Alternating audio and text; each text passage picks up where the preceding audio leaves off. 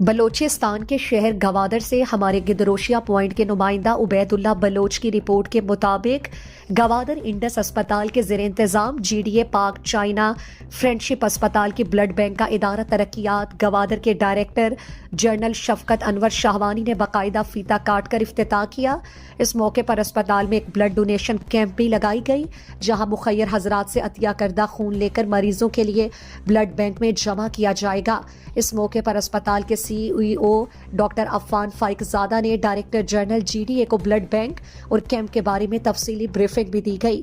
اس موقع پر director general G D A Shafqat Anwar Shahwani نے کہا، خون کا عطیہ دینا انسانی صحت کے لیے اچھی چیز ہے۔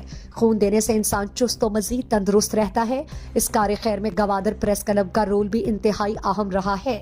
صحافیوں نے ہر وقت ہمارے ساتھ تعاون کیا ہے۔